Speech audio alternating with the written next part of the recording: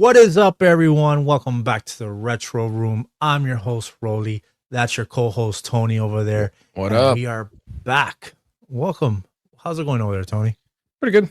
Got some 2 new hauls. So, went around with the wife, went out to Ross, and I found out, out of all places, Marshall's, I got some brand new Funko Pops. Marshall's. I'll show you later.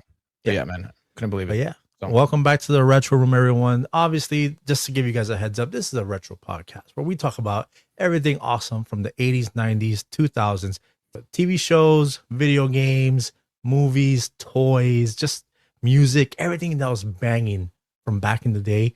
We're here to serve it to you on this platter and just take you back. That's what we're doing here. We're just servers serving nostalgia to you. Bring you back the memories as we embark on this wonderful journey, and we're glad that you're with us. And there might be some something that triggers, and you're like, "Oh yeah, I forgot about that." Well, that's our job, to bring it to you, because it happens to us. So bring it to you full circle. I do want to say that last episode that we did with our guest D-Mac, that was such a dope thing, and we got a lot of other guests lined up in the realm of nostalgia and collecting and stuff like that. But that was a fun thing that we did. We missed out on something that we actually planned, and we got information, but we'll bring it in another episode. Kind of like a retro survival list, if you will. Without any further ado, let's just jump into this intro and get the show rolling. So we're gonna start with, first off, the hauls of the week. This week, I have too many crazy things, at least that I wanted to show on here, but there were 3 things that I got, and I sent you some pictures earlier, and let me show them to you here. So I found these records. I wasn't really looking at vinyls at first until you and Dayton were talking about. I'm like, you know what, bro? Let me start looking at fucking vinyls. Screw you guys, because now I'm looking at vinyls every time I go in. And they had this original. Oh, what a find, dude! Wait until I show you the back. I did not look at the back until literally right now. Oh, so beautiful. It's a record, the original 1977 record. Soundtrack of Star Wars, original soundtrack composed and conducted by John Williams. Holy shit. Yes. This thing, and then you open it and it just has all these fucking awesome. Dude, that's what I love about records. It has it's the medium in it. It just gives you so much extra stuff, and it's just, oh man, it's so dope. It is. Why did you guys make me start doing this? Oh, dude. Then they had this one, it's a little more basic. It's still the original. This one is the John Williams, the Star Wars trilogy, original motion picture score, Return of the Jedi, The Empire Strikes Back, and Star Wars. Nice. That has all 3. Yeah. Beautiful. Oh, and sealed. Awesome. It has the wrapping, but it's not. It has the wrapping, not sealed. Yeah. Okay. So, and the crazy thing is, my record player or vinyl player, however you guys say it, is in a room right now, put away because we're doing some construction downstairs. But yeah. And then the last thing, nothing crazy, just this Ninja Turtle Leonardo. Oh, nice. Where'd you get that? Goodwill. Nice. 30 cents. So not bad. Good. Put him somewhere with my turtle stuff. I don't know where he'll go. And you know what the crazy thing is? Lately, whenever I get turtle stuff, it's always Leonardo. No hate on Leonardo. Love Leonardo. Yeah. I'm a Raph guy, but everything has been Leonardo lately. Like that little trick or treat thing I got was Leonardo. I got this little figure. This big figure over here. It's Leonardo. But yeah, man, good find. Nothing crazy. Just those things. At least this week. And it's funny because you're finding Leonardo and I'm finding Raphael and Funko Pop. And I texted you. I was like, "Yo, what are the odds of finding this in Marshall's?" So, dude, I got the Last Ronin Funko Pop, Raphael. Sick. I thought it was, man. I thought it was great. Has the orange bandana. They have all the other ones, as you could see. You can see it in the back here. Mm-hmm. But man, I couldn't believe I found it. I was like, man, this is a good find, man. This is a pretty good find. And my next Funko Pop was they call me Kung Fu Panda at work. So I was like, oh, perfect. I'll put this at work and it's Poe. So nice. I thought that was pretty cool. So you have a tattoo of Kung Fu Panda, don't you? Yeah. It's great.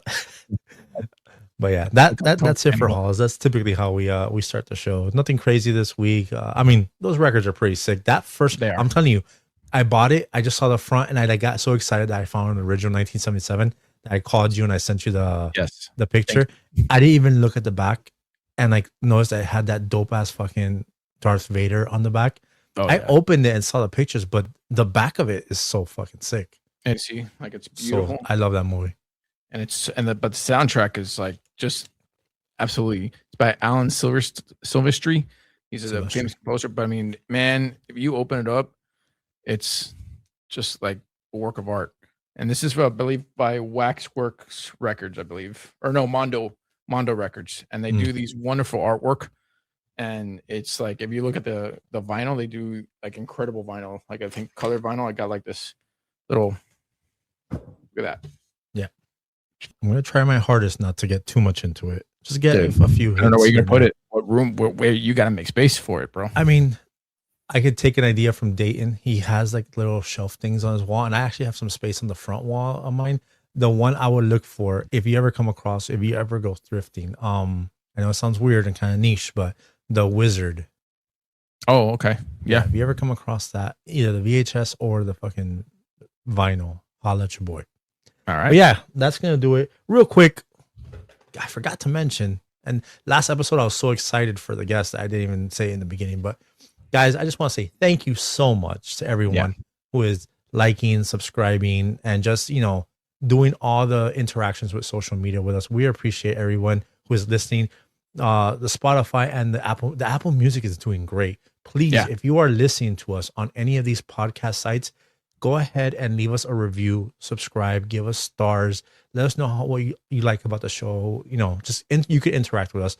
We also do have the email, which is Roly's Retro Room Pod @gmail.com, where you guys can send us an email, give us some feedback. If you want to shout out, well, just send us anything you want. If you want us to read something here on air, we will. This is interactive. This is an interactive podcast. We want to talk to you guys, see, what are your throwback thoughts? What are your memories? And we'll read them on air and, just give us let us know. Yo, that last episode you did kind of sucked. So yeah, send us an email. Let us know what you think of the show. If you want to shout out, we have no problem shouting you guys out, letting you know how awesome you are for following and listening to the show. And yeah, man, we look forward to seeing what you guys have to say about the show. And if you send us any pictures, your outfits, your collection, and you want us to show your collection on here, we will. We will. Show it to us. Right. I want to see your retro room. With that said, y'all, let's get this show started. Let's jump into our first segment. Back in the 90s, there was this massive craze for cards. Yeah. And not the cards you're thinking about. It was the Marvel, artistic cards. Like, these cards were collectibles. They were ones that, you would have. So you would go buy comic books, right? I remember me and my cousin Orly. On the weekends, we worked in the flea market with my grandmother and his dad, which is my uncle.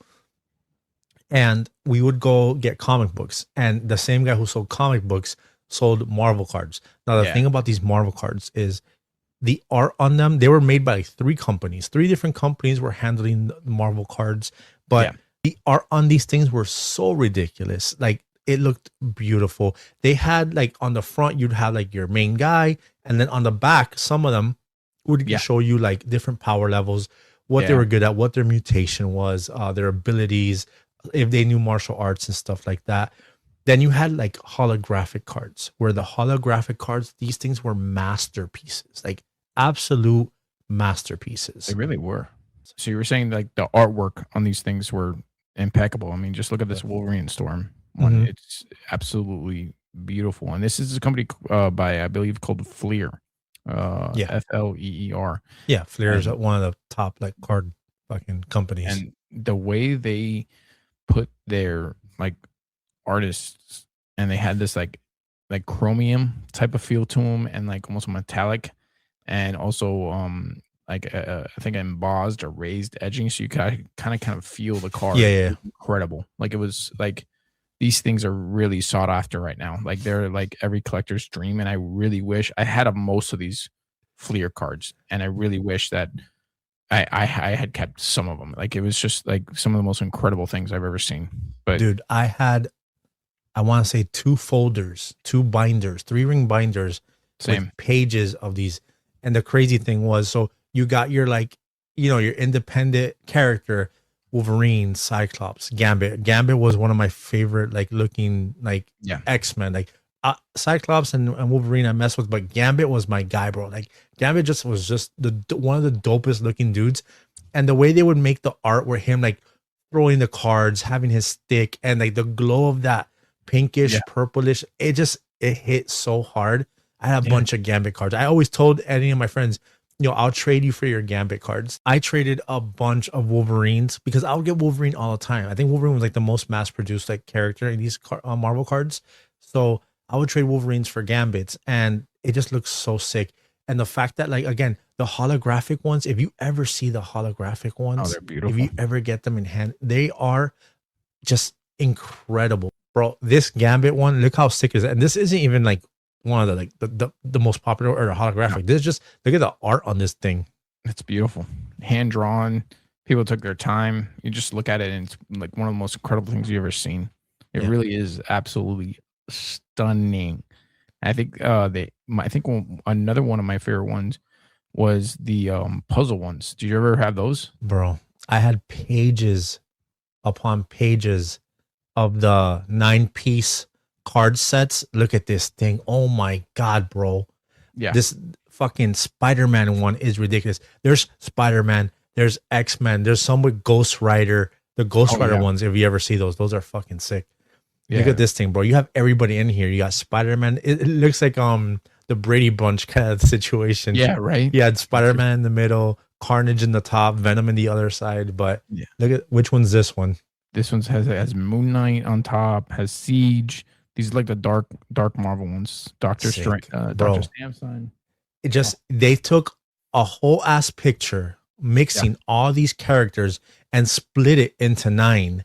And you had to get this set. Now, if I'm not mistaken, you didn't get these all in one shot. You were literally hunting them down. You had to like build it yourself. Because I remember, bro, buying packs upon packs at the flea market and at a comic book shop in Miami, which I don't want to reference because they're the absolute worst, even though they're still around. And it's the longest standing comic book store in Miami. But no, fuck them.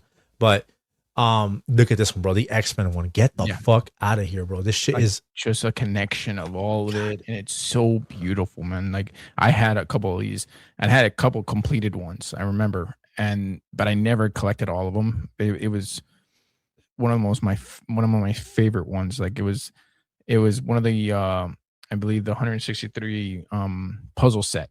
I believe, let me make sure, it was by Skybox, from what I understand. And it was something that, like, it was one of those ones where you like every collector was trying to grab one, and of course, like you said, it may be one maybe in one pack, another maybe another pack. So you like begged your parents try to get all these packs, see if you could collect them all and make the puzzle. Oh. This one right here, I had this one, this X-Men one, but bro, let me tell you that. So in this one, so I can describe it to the people listening. All the X-Men that you have, all the X-Men going against fucking Magneto in the center. You got Cyclops, Wolverine, and Bishop down at the bottom. Yep. Then on the sides, on the left, you got Rogue, and on the right, you got Gambit. And then at the top, Beast, Archangel, and Storm. Dude, like, and this could have been a poster. This you could literally have this as a poster and put it on your wall. And now we've been looking at these cards for what, weeks now, trying to get our own. Yeah, and it's what people are charging for these things are ridiculous. No. Like people are finding folders in their garages and be like, "Oh, this was my dad's or my uncle's," and let me see. Oh, they're pretty in good shape, bro. I saw one folder that they had almost all of these kind of like 9-panel ones. Yeah, and the guy was asking like $600. Oh my god. Dude. On Facebook Marketplace. Now, granted, Facebook Marketplace pricing, people can be pretty fucking ridiculous. Yeah, I think so. Oh my god, like this just takes me back. Like just the style, the art style of these pictures. Beautiful. That Wolverine, that 90s Wolverine. I mean, the X-Men in the 90s, just their look. Yeah, like the vibrant colors. Like look at Cyclops is blue with the yellow. Wolverine has like the same kind of color scheme, just kind of reversed. Yeah, so nasty, dude. Like it's so dope. It really is.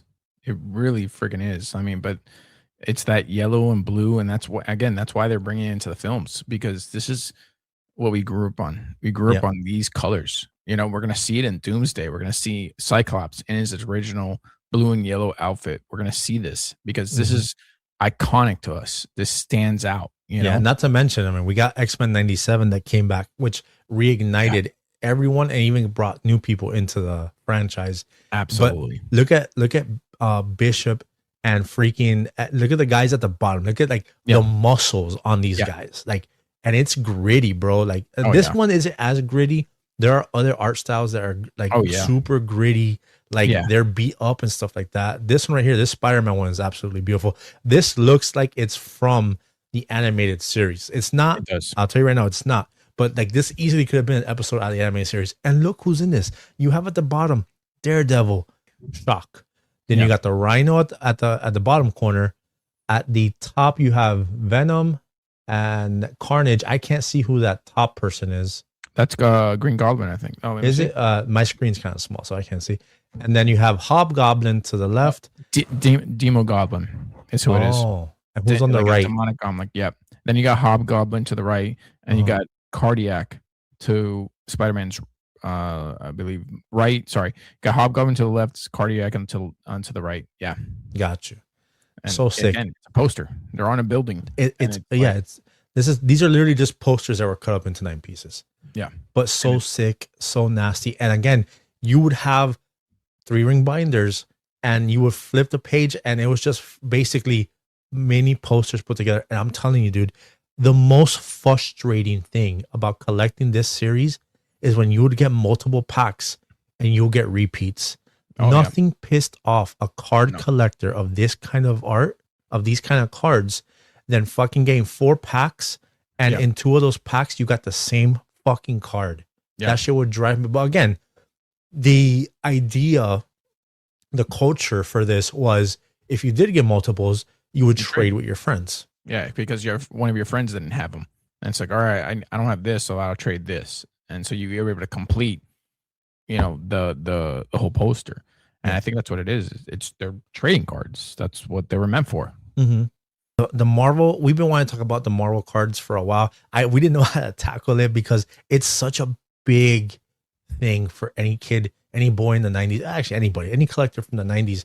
Yeah. Because we were what? We were collecting the comics, we were reading the comics, we were watching the cartoon. The cartoon was absolutely one of the top It was ingrained in us. 90s cartoons ever. Yeah. And then, like I said, I would get these mostly at the flea market with my cousin, and bro, stacks. We would get stacks and put them into our freaking 3-ring binders, and they were just so dope. And then going to school the next day, I forgot. Remember, I would go to the flea market on the weekend, For and sure. going to school the next day and just being like, "Yo, look what I got this weekend," and just flexing the shit out of it.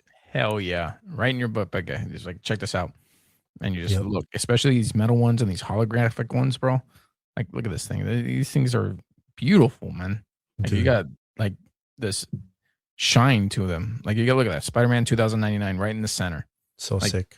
Oh, so beautiful. Thor, like Wolverine, everybody, and again, these had these like shine to them. Like, I think this was competing against the popular Fleer with the in chromium type of thing. And I remember these were a good competitor to them, and I wanted them both. What were the 3 companies that were making these cards? The Fleer company was actually the Upper Deck company.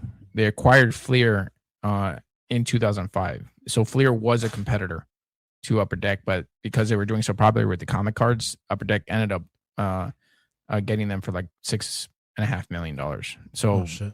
yeah, it was again, these were like the creme of the creme. These were it. You and your friends were finding these at all costs, and again, you traded them. So Yeah. it was beautiful. And then I believe the Skybucks was a puzzle series. So when we were just talking about with all the posters that were So split the up. ones there in the 9-piece are the Skybox. Yeah. Okay. Impale was in 1992. And then the Skybox was the new name for it because they got rebranded. So they were Impale first and then Skybox in 1992. Okay. And they're the ones that did these freaking crazy 9-piece Yeah, fucking puzzle art ones. pretty much. Yeah. So sick. But yeah, my guy, these things, I mean, if you just look at these cards, you are immediately taken back to that era of just cartoons, comic books, just the style of it. Like like again, we've said it, this one right here, the one that has the X-Men going against Magneto, the color scheme and the art on this is from that era, it's from that decade, and it's just immediately taking you. Like you see like art now, and like how the artists are drawing them, they're not drawing them like this. This is a distinct look right here. And it's so sick. It's so transporting you back to like very early 90s, 92, 93, like you said when these came out. Yeah, no, it was again 1992 early, and again collecting things were a pain in the ass. I think I don't think I collected this one. I definitely collected the other one for sure. Yeah. So, but yeah, man, X-Men cards in the 90s. Who was doing this? Who remembers getting X-Men cards on the weekends or after school, building your collection, getting those independent ones with the power levels in the back, and then getting those 9-piece puzzle ones? Those 9-piece puzzle ones, they make the sickest full out, basically posters. But I'm sure they did like a series where like you could get like a poster of those images. They have to, because for sure there's no way you kept it to the cards. Those things it's absolutely beautiful. Binders and binders filled with X-Men cards. And nowadays you go looking them up, bro, you're dropping some bread to get some X-Men card collections. You telling me, bro? The moment we started talking about it, I was on eBay. I'm like, bro, I gotta see what I can get for at least the Fleer. Though the Fleer ones, bro, forget it. They're crazy prices. I'm like, no, I'm not gonna get my hands on this. The only way I get my hands on this is somebody who doesn't, like, some garage sale doesn't know what they have, and that's it.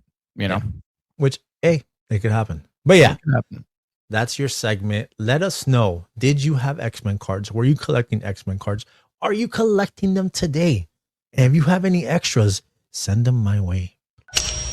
Who remembers when, I believe it was Saturday morning. It could have been maybe it was throughout the week, but I think it was Saturday morning.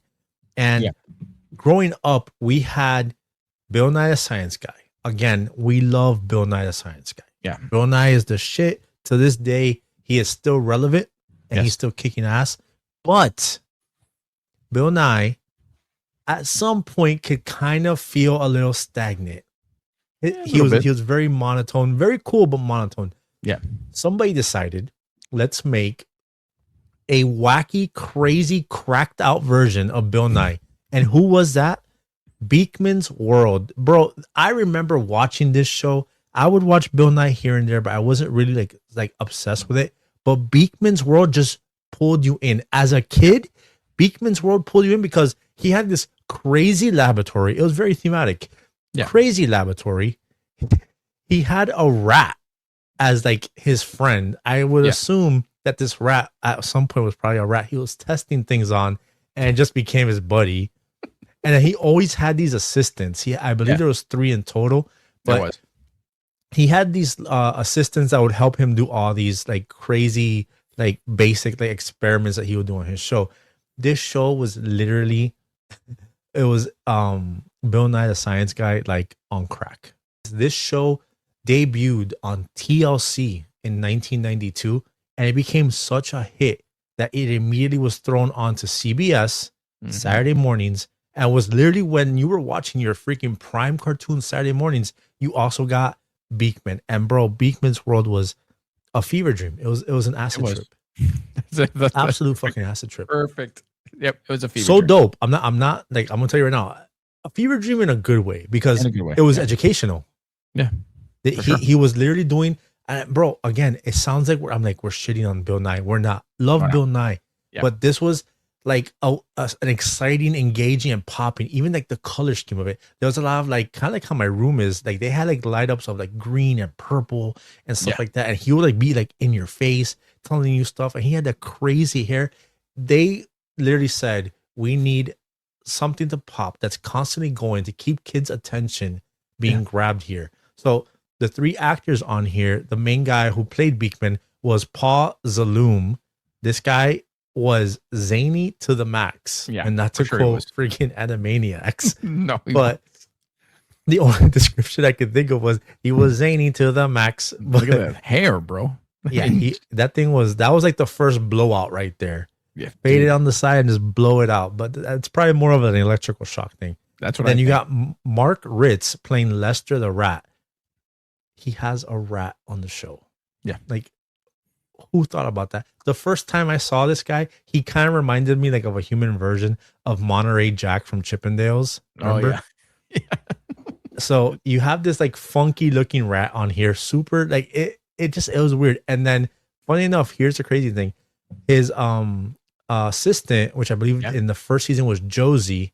Yeah. She was played by Alana Ubach, which she was only in the first season, and then she kind of like left and they had to replace her.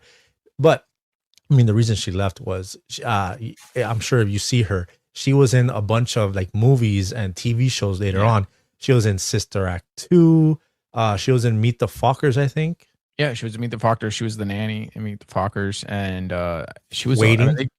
Waiting. That's right. She was the aggressively, angry, aggressive waitress that at the end gave us some of the most traumatic fucking shot at the end of the movie. And I think she was, when she first started out, she also was in, remember the Brady Bunch movie? She was the one that was kind of like in love with Marsha and stuff like that. She was in there.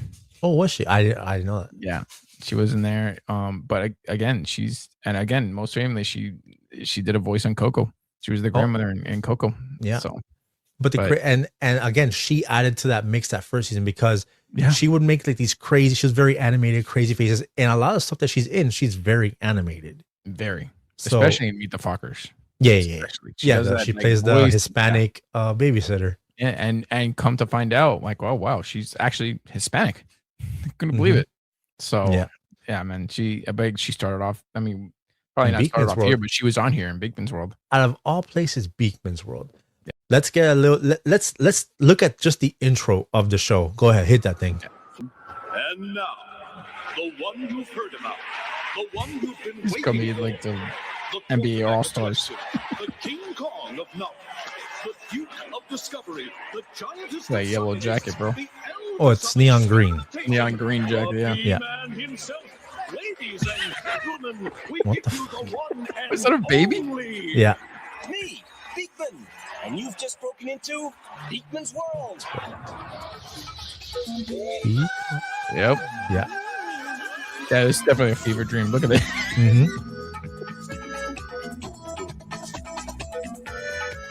Had a pretty good theme song.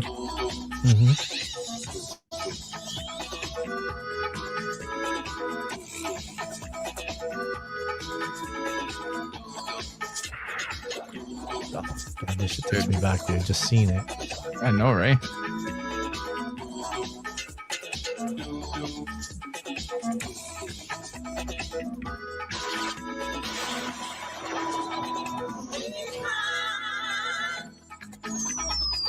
Wow. And that's his laboratory. Look at that.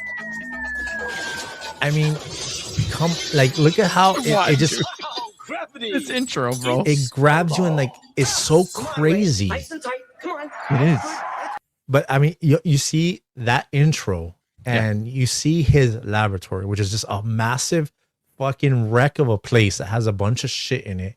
Yeah. They knew they're like, all right, we have to make it animated as fuck for kids to keep their attention and want to learn about science. One of the cool aspects of this show is actually something we're incorporating in our show.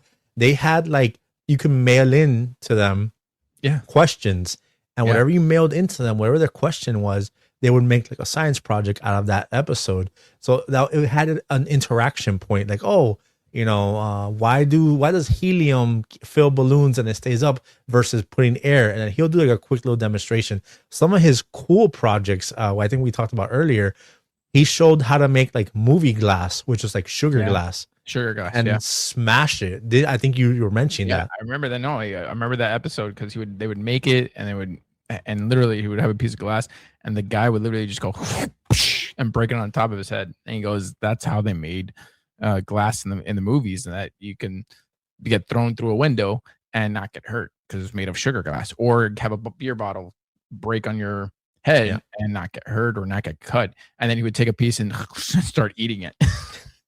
Yeah, he would do these elaborate experiments. A lot of times he would do like follow along experiments where you could do it. He would always be like, make sure you have a parent helping you for like certain ones. And they weren't anything crazy, but it was just cool. Like it was interactive that you could do. Yeah. And again, I know the other show, Bill Nye, had a similar thing, but this one was very loud, very in your face, very driven towards kids. Another one was he proved like mass, the weight of something doesn't matter. He did the whole thing where he dropped a bowling ball and a tennis ball at the same time, and like it's like, yo, one could weigh like a hell of a ton of pounds, but they're gonna hit at the same time. Yeah, exactly. And it was, again, I think the best way of explaining it was like Bill Nye was a very organized scientist, and Beakman's world was a ADHD version of scientist. Yeah, something was always happening. It was all over, and it had like zany, like in between, like little things that would come on. Yeah, and the transitions. I mean, the transitions alone, it would like swap over to something where Bill Nye's thing was very, like very professional, very organized, very. I'm trying to think like it's like what's the word? Like, very elegant. It was very, very elegant science. Yeah. But this guy was just like, yo, this is just like a mad scientist. This was a mad scientist. That's how he was portrayed. That's teaching us about like how cool science could be, even though yes, science is cool in all aspects. But the dude's chilling with a rat. Yeah. He's just chilling with a rat. He has his little assistant that's kind of like cracked out herself. Yeah. And it was so entertaining, so fucking, and at the time, I'm sorry, like, wow, Bill Nye has the longevity. Bill Nye is the shit. He's lasted the test of time. To this day, he's still referenced. Bill Nye isn't an actor. He's a scientist. Yeah. Who had a show. This guy was an actor that was doing these things on screen, and I'm sure they had people telling him how to do things, this and that. So that's the difference. Bill Nye, real scientist. Beakman's world was an actor portraying a scientist. Yeah, for sure. While Bill Nye was a real scientist and was, legit, Paul Zaloom was an actor portraying a scientist, and he did it awesomely. We were engaged so much so that in Latin America, he's been told by several people that they became scientists because of Beakman's world, because of him. Like, how crazy is that? You based your profession, what you wanted to do, on a show, which happens a lot of times. When Top Gun came out, the uptick in guys wanting to be in the Air Force and be pilots was ridiculous. This is kind of like that effect. Beakman was such a crazy cool, and his experiments were so dope that other people were just like, man, I want to be a scientist. I want to be a crazy scientist and hang out with a freaking rat. Yeah, exactly. And people in Latin America got like degrees in physics because of this, because he would portray these experiments, and he's like, wow, this is really interesting of how this is portrayed. Yeah. So you get handed off to Paul Zaloom and the entire production team of Beakman's world, because it really, really did delve in our lives and let us think about how we see the world and how science is in our entire life. And how cool science can be. Because back then, you told a kid in the 90s about like doing sciencey thing, you're like, oh, that's boring. But then you put on Beakman's world and it's just like, yo, this is pretty dope. Oh shit, I could do that. And we were hooked. And to show you how many of us got some of those science sets for Christmas. Oh yeah. With the with the microscope. Yeah. And with the things that we could test. I got like 2 years in a row. I think I got like a microscope and things to test like fertilizer or like grass and shit like that. And you could put it on and take a look at it. Yeah. Because of people like this and Bill Nye that, got us interested in science. 100% Beakman's world influenced me for a Christmas to ask for a science set. For sure. But that's your segment. Did you watch Beakman's World? Do you remember Beakman's World from the 90s? Let us know. All right, guys. Gotta ask another question. Last time I asked you, blades or quads? This time, this is pretty simple. I mean, I don't know. I don't know how people are gonna answer this. There's only one way to do this. There is only one way to do this. There's only one way to do this. So I'm gonna ask it right now. So in the mornings, in the 90s, or even today, when you're prepping your cereal, how do you do it? Tony, how do you do it? Do you go cereal first and then milk, or milk first and cereal later? To be honest, I can't believe this is even a question. This is madness. Like, this is not up for debate. It is always cereal first. I'm sorry. Always.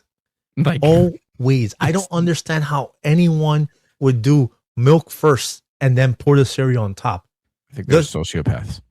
I'm sorry. You have to be fucking nuts, because you have to. All right, and we're talking. We just talked about like a scientific thing, but yo, the fucking cereal is the mass that takes up the bowl.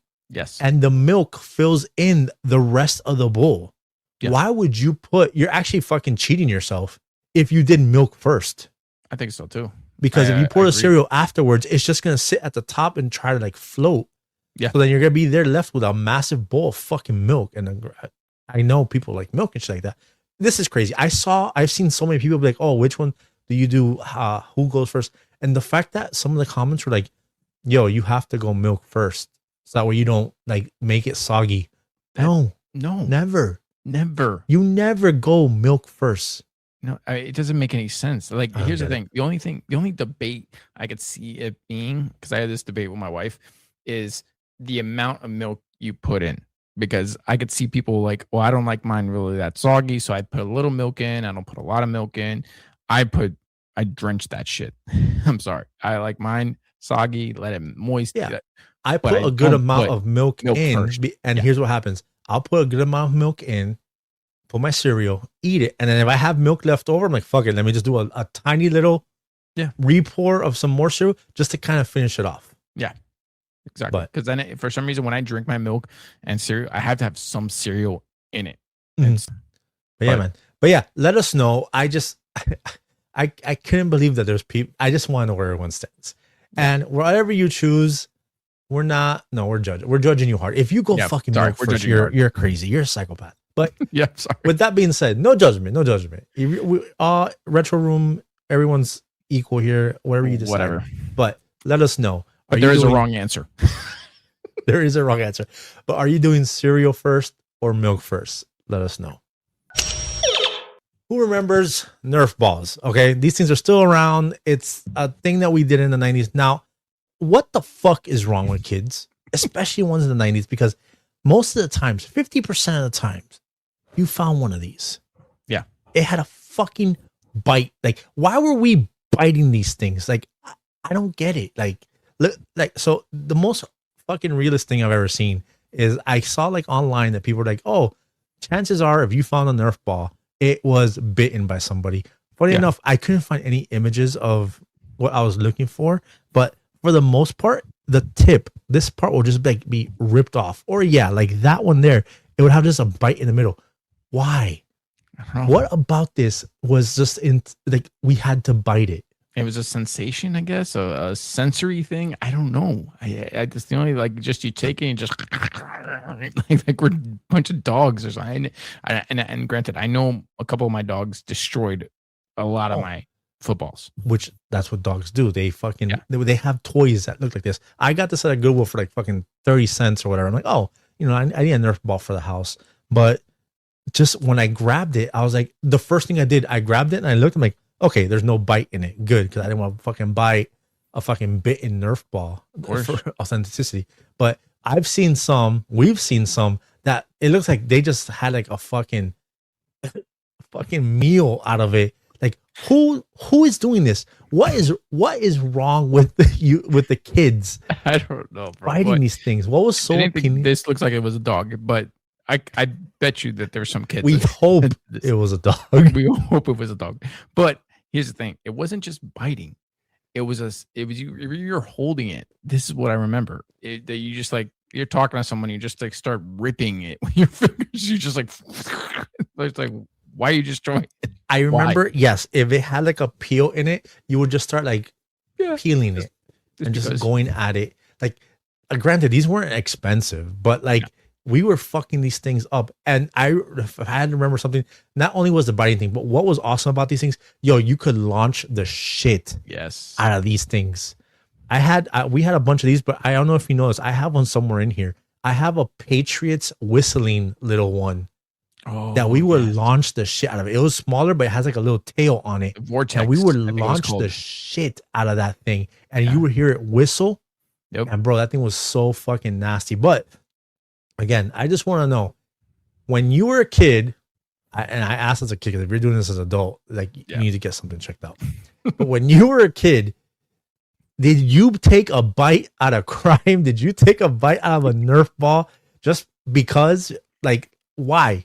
I need to know what was the appeal about biting these things. Let me know. This week we're doing movie spotlight, and we are covering one of our favorite movies of all time, and that is Bedazzled with Brendan Fraser and Elizabeth Hurley. Guys, before we get into the movie, I need you to bring up the Rotten Tomato score, because this is the most fucking criminal thing I've ever seen in my life. I don't understand it. I don't get it. 50% score and 43 from the audience. Yeah. What the fuck was everyone smoking? This movie is an absolute laugh fest. You're cracking up from beginning to end. Yes. It was one. I mean, granted, it was Harold Ramis, comedic genius. I don't get it. I don't get why people didn't accept to it or ran to it. I don't understand it. I don't get it. But you and I, our group of friends, are constantly quoting this movie. Anytime we're watching this movie, we'll take a picture and send it to each other.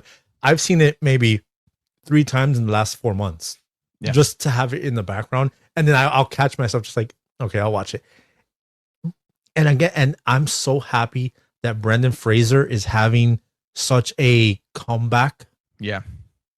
Because this guy is an absolute fucking gem of a person, actor. He is such a freaking dope guy.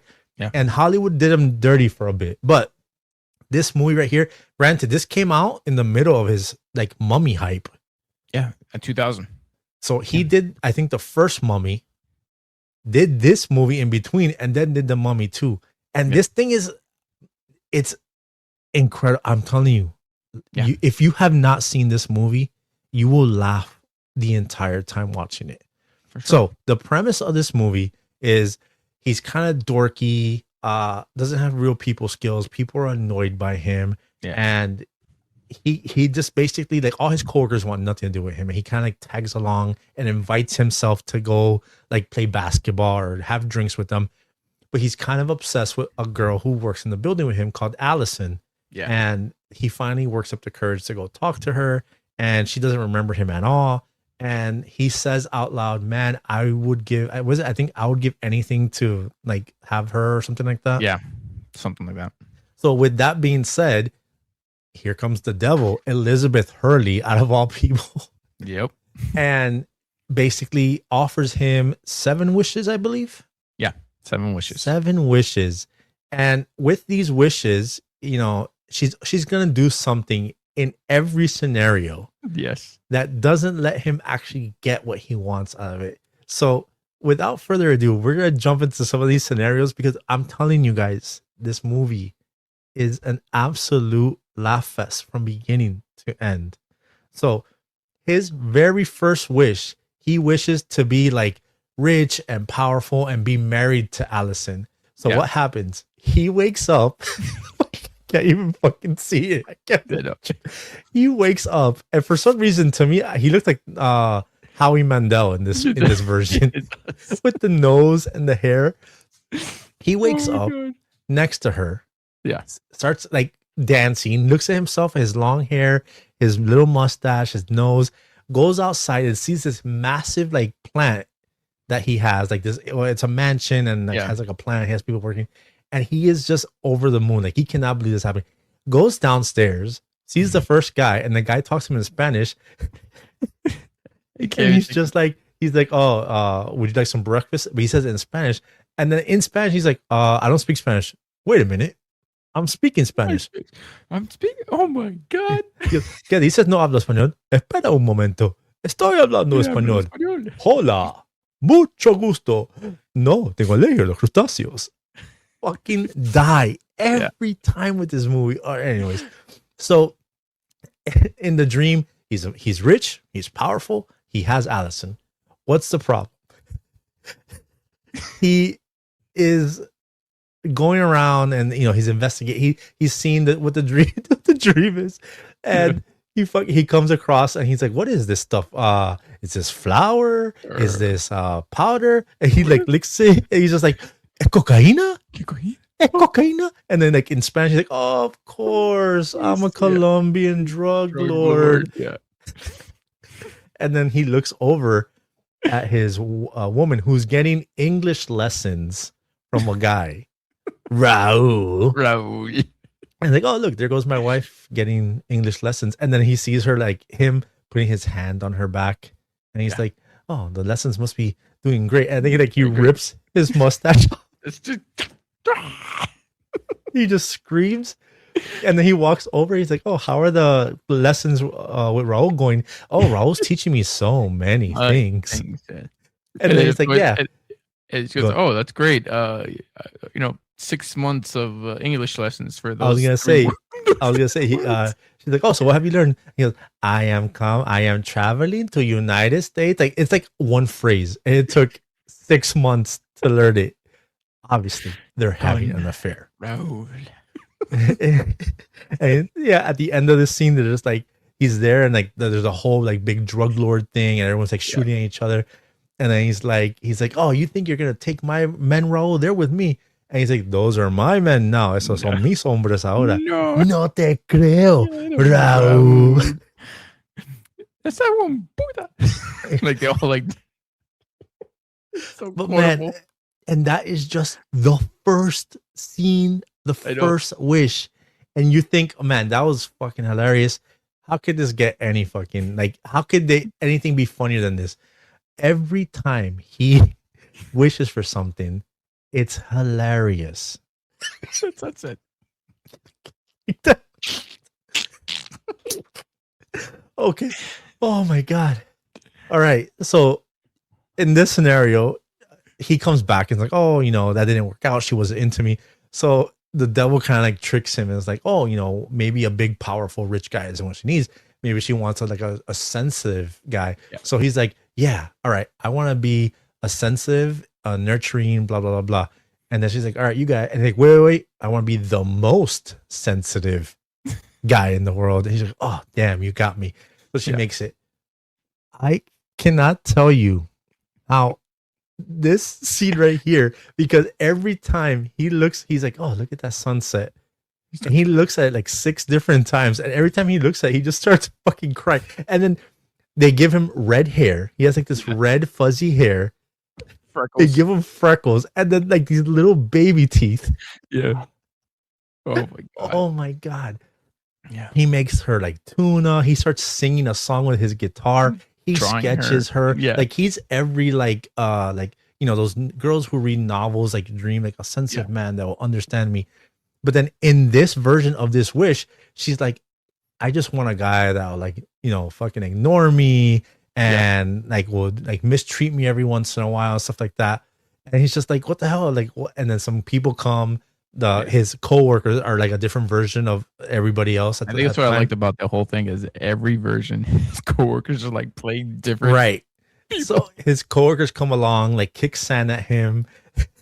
That way he gets a mouthful of sand. Exactly. And she ends up going off with one of the co-workers. He's like, yeah, I have a van. You could like come with me. We'll get some beers. Yeah. And he's like, Allison, I get it. You want to hang out with our new special friends, but why don't you want to stay here? He's like, oh my God, you're just too damn sensitive. Yep.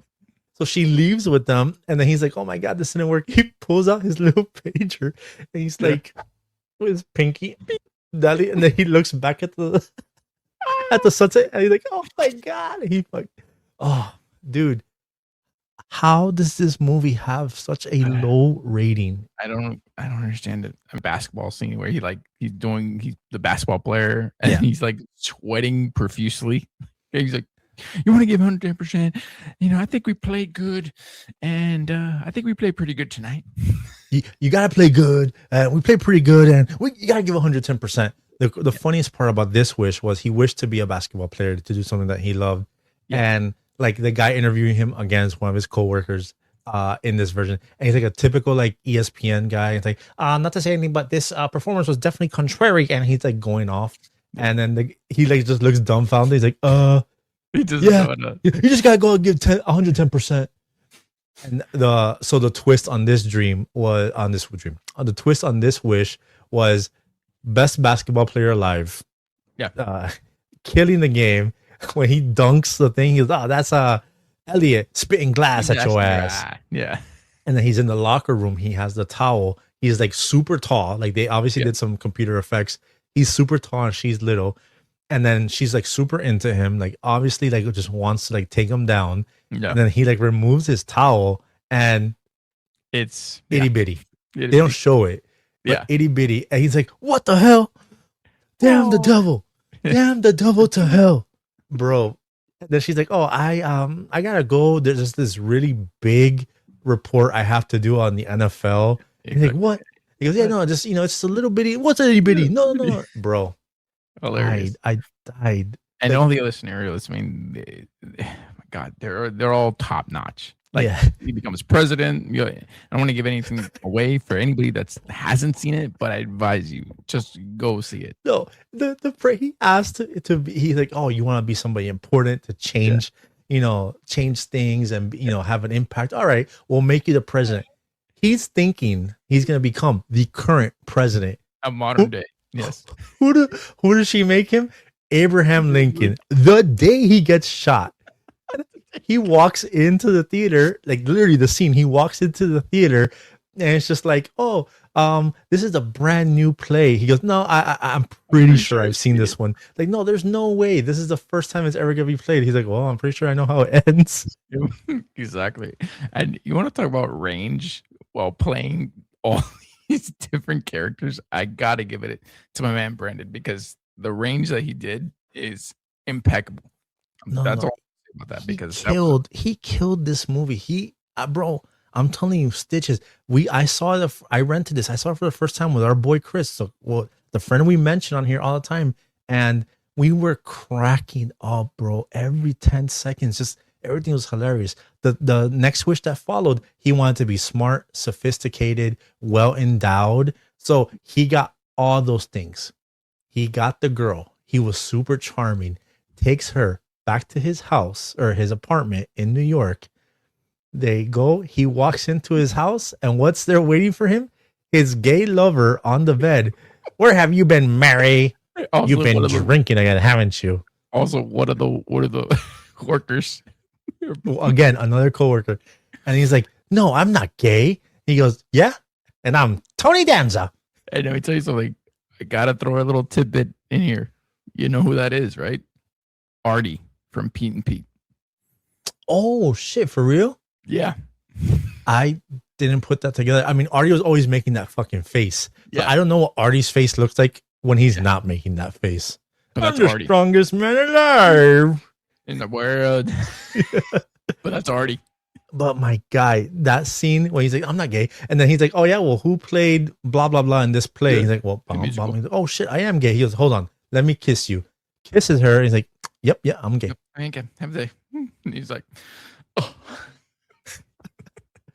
But my guy, I just, sleeper. What a sleeper. I cannot believe, one, the rating, and two, I'll reference or talk about this movie, and a very small class of people will remember and talk about how great this movie is. But that's why I don't believe in the Rotten Tomatoes. I don't listen or look at Rotten Tomatoes because they're absolutely full of shit.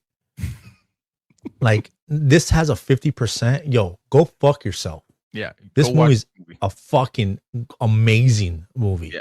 The only thing I can think of it was just ahead of its time. And not to mention, it was a remake from an original one. Yeah. So, but like our man, Harold Ramis directed this. Yep. I mean, the guy's a comedy genius. And it was a great, hysterical movie. It really was. And so quotable. We quote it all the time, especially that fucking sunset thing. Yeah. Where's that thing going away? I'm telling you, it was a sleeper, but I think it's getting like a cult following now. Now with it, Brendan Fraser's, uprising again. Go watch it and go look at his range. That's all I can say. If you have not seen this movie, I'm telling you right now, you will not be disappointed. It is a top-notch comedy movie. You will not expect it to make you laugh the way it does. That's your movie spotlight, Bedazzled. Go check this one out if you haven't. And if you have seen this movie, go watch it again. You probably forgot how freaking hysterical this movie is. That's your movie spotlight.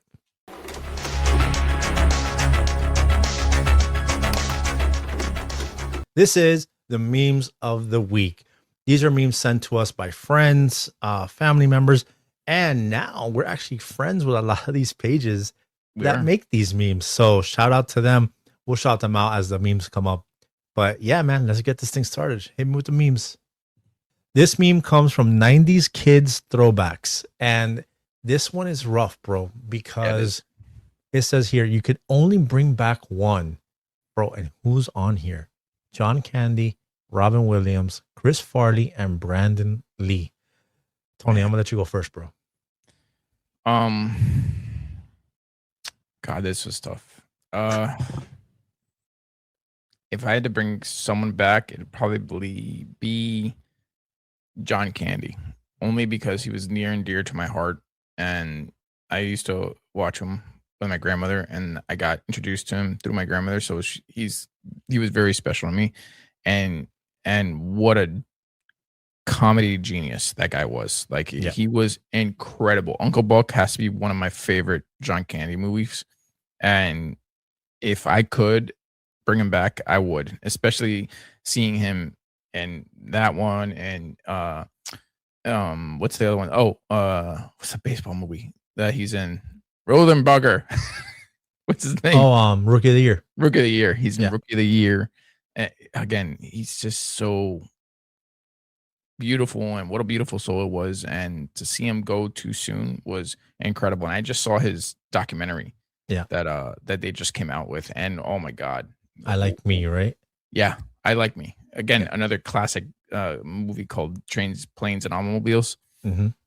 He was so good in it. But yeah, I'd probably bring him back because he was special to me and my grandmother. Yeah. You? I have a similar reason for my person. Again, all four of these people are legendary, and the most impactful one to me when they passed was Robin Williams. Yeah. And the reason why I say I would bring him back, I have a similar thing. I grew up watching him with my mom and my godmother. Yeah. Like we were watching Robin Williams movies all the time. So I have a connection with Robin Williams. When he passed away, I called my godmother. Like the second I found out, I called my godmother. And I was just like, I cannot believe this. Like we were like, I think she was crying, and I was just like, I can't believe it. Like I felt like a family member. Yeah. I think that was the first time a celebrity passed away, and I was impacted as if I knew them. The only other time I felt that was when Chester from Linkin Park passed away. Yeah. But that one hit me hard, and I would bring back again. Chris Farley passed away, and he was comedic genius, and I know he was going through some stuff with drugs and alcohol and stuff like that. Yeah. And it sucked because like that was like what 1997 I think, or 1996. Yeah. And, like he was like in the peak of his career. He was about to literally do Shrek. Like he was Shrek before Mike Myers was. He was in the middle of recording the Shrek sessions. Mm-hmm. And Brandon Lee, I mean, we lost him in a horrible way. Yeah. Getting shot in the freaking filming of The Crow. Yeah. Like, just bro, a freak accident. But I mean, I have to go Robin Williams because of my connection to him, and his movies just brought me so much like joy. And again, when you hear his story and hear his stuff, like his battle with depression and stuff like that, it's just mind blowing that somebody that his core values was making people laugh. He wanted everyone to be happy, make everybody laugh, was self-sacrificing, was always trying to help out his friends and anyone around him. And bro, that guy was struggling internally. One of the craziest movies that isn't a comedy that he is really good in. I don't know if you've seen it. What Dreams May Come, bro. That movie was crazy good. Like the storytelling in it, the acting in it is crazy. He has other roles that he's like done that aren't like comedies that he's killed it in. But again, all four of these guys absolutely deserve to come back. They were great, and most of them died in their peak. But I'm going Robin Williams. Yeah, I'm going John Candy. Let us know. Hard decision, but who would you bring back from these four? Us in the 90s. I'm going to tell you the meme. It says, us, be safe. Don't text and drive. Also us, massive CD notebook binder trying to change the CD in the radio as we're driving. Yeah. Not just the CD fucking folder with the pages. You also have the visor down. Everything. CD as well.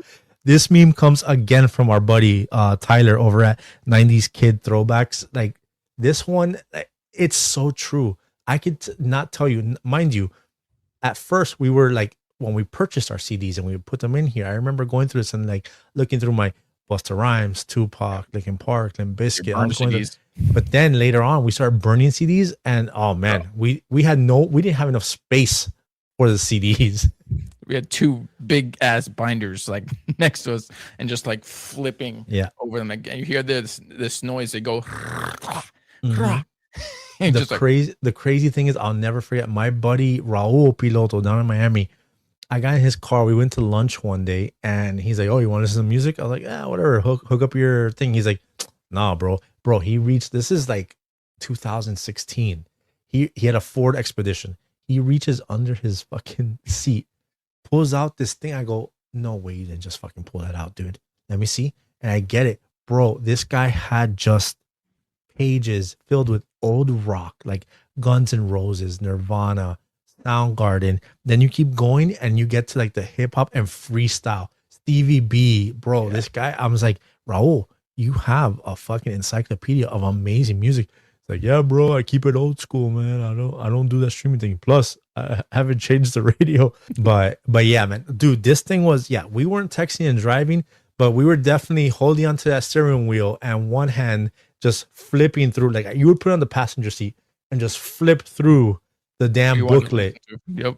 Yeah. Let us know in the 90s or early 2000s, were you risking it all for the right CD? All right, this next one absolutely hits for all 80s and 90s kids. This one comes to us from that 80s dude, and it says the official field trip Yeti in the 80s and 90s. Bro, everyone was fucking wrapping them cans in tinfoil to keep them cold.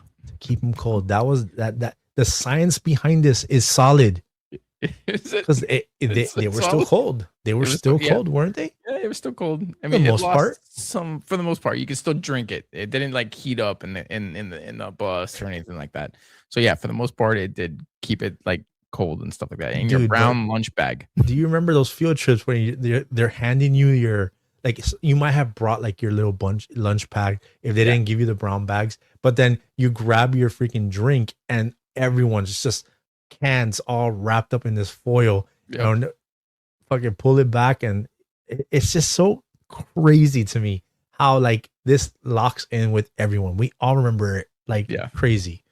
Yep, for sure. And but I remember all of us didn't have ice packs back then either. So like, I mean, I'm sure there were, but like we just didn't think to put them in our lunch bags. Yeah. So, but every kid at some point in the 80s and 90s went on a field trip, or not even a field trip. Maybe you were out in an outing and stuff like that, and your grandma or your mom was, "Oh, let me give me the can," and they're just wrapping that thing solid in tin foil, just so it wouldn't freaking. Or is it tin foil or aluminum foil? Same thing, tin foil, aluminum foil.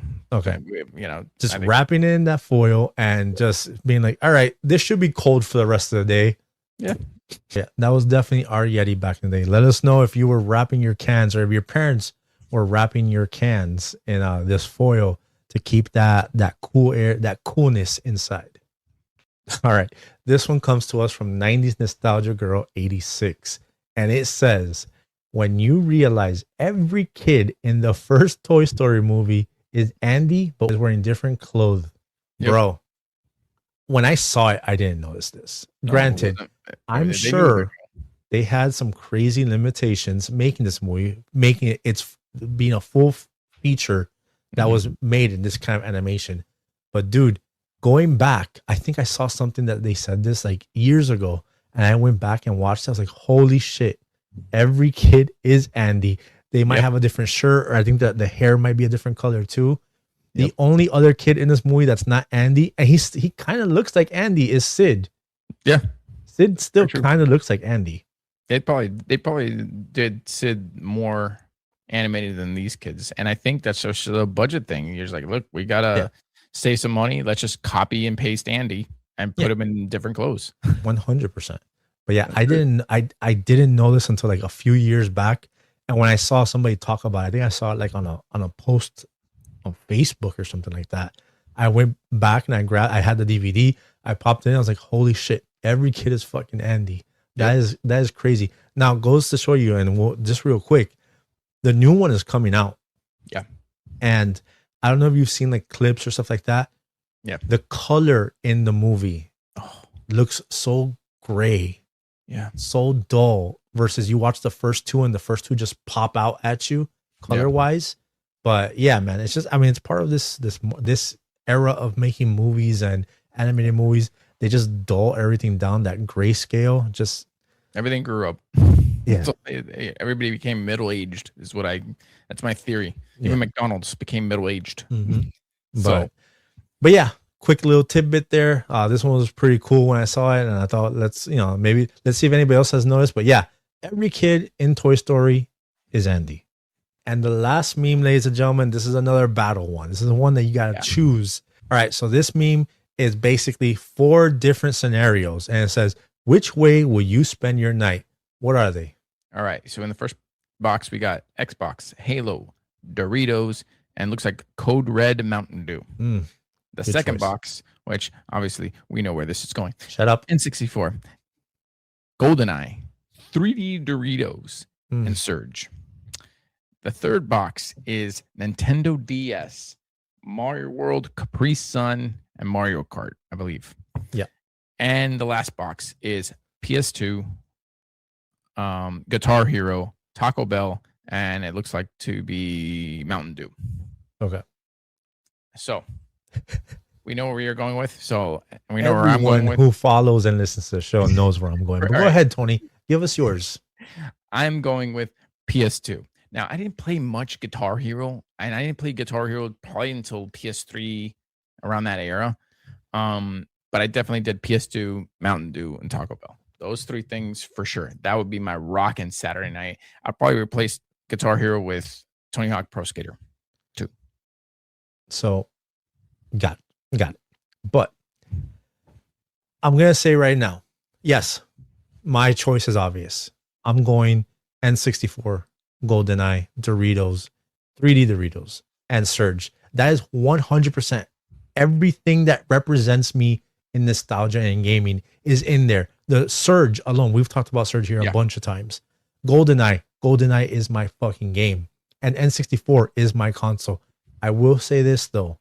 It edges it out by a little bit because Halo on Xbox with the Mountain Dew is right there, dude. Code Red. It's right. Code Red I was obsessed with Code Red for a while. And Xbox and Halo, that again, it goes back to the LAN parties. Funny enough, both of the games, both of the systems I would choose. The N64 with GoldenEye is to multiplayer more than anything. The Halo is to LAN party, not to play the campaign. Love the campaign, but is to LAN and play fucking with all my boys. If not on one set with the 4 screen, again, it's multiplayer. But yes, my number one, my go-to here is N64, GoldenEye, Doritos, and Surge. But very, very close is that Xbox. So, let me ask you something. I wasn't a big fan of the 3D Doritos. I didn't love like them. Fucking loved them. Oh my god. Like I would go and buy multiples. I don't know what it was. I love Doritos, but that I couldn't tell you. I couldn't tell you why. I just thought these were awesome. Like I was chewing like crappy air every time I bit into it. I was You're just like, scumbag. Shut up. I'm sorry. That's like it's just regular Doritos, fire. But 3D Doritos, I don't know. I just, I'd rather have, Crystal Pepsi. Well, I mean, that's a drink. I'm talking about food here, bro. I mean, food, you have a solid one in your decision. Yeah. Taco Bell all freaking day. Taco Bell is definitely involved in a lot of gaming nights in my life. Yeah. You can replace all those with the Taco Bell for sure. Yeah. Taco Bell is definitely the peak food here in all of them. For sure. If I can make one of these, if I had to mix and match, I'm doing the N64 with GoldenEye, Surge, and Taco Bell. I'm just swapping out the Doritos with the Taco Bell. Easily. But yeah, those are your choices. Tony's going PS2 with Guitar Hero. I'm going N64 with GoldenEye and Surge. What are you going with? Let us know. And that's the show, guys. What a freaking blast from the past that was. Yo, who remembered Beakman's World? Beakman's World? I haven't thought about Beakman's World in forever. Yeah. Like, sure. It's just crazy that like the impact. And when we saw that the intro, that shit took me back immediately. I just like, oh shit. I remember I watched the first time I ever saw that was in an apartment that we lived in with my mom and my dad. And it was on a Saturday morning, CBS. And I was like, holy shit. I think it was like right after Sonic the Hedgehog animated series or whatever. But that one took me back. Bedazzled. I mean, I can't talk enough about Bedazzled. I could talk about Bedazzled for hours. We quote it between you and I. We quote this thing easily all the freaking time. Easily. And we had some quick little slide-ins there. We had the why the hell do people bite freaking Nerf balls? Yeah. And then the question that there is only one answer to, which is what goes first? Yeah. Milk or cereal?